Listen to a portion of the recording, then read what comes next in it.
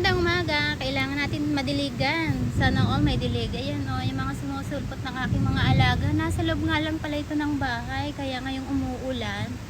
At nandito ako sa bahay. Ayan, nilabas ko sila dito sa veranda. Mga nasa loob lang kasi lang ng bahay ito. Hindi ko sila lalabas. Kasi nga masusunog sila sa araw.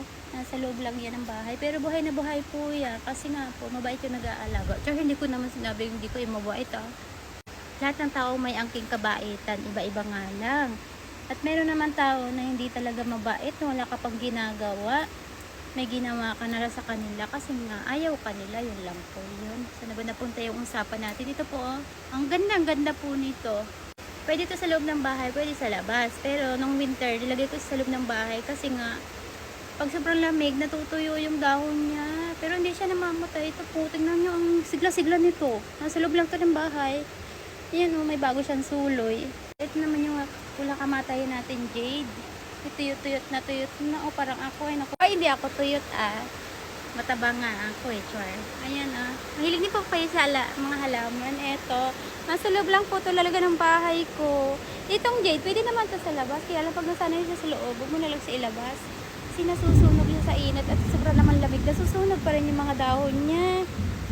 Ayan lang po alibangan ko. Diba? Ayan. Nadiligan ang tuyot na tuyo. Tingnan nyo. Ayun naman ang aking mga basura. May kilala ba kayo nagtatapon ng basura? Ayan Ang hirap dito. Madaling bumili. Mahirap magtapon.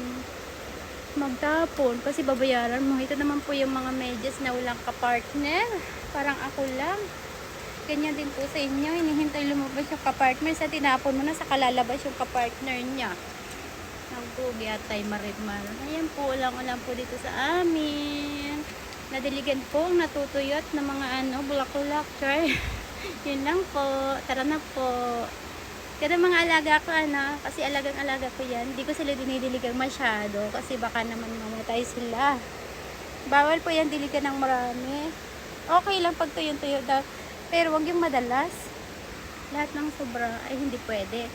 Mamaya pagkatapos, ko na yan. Pasok ko na yan sa loob ng bahay.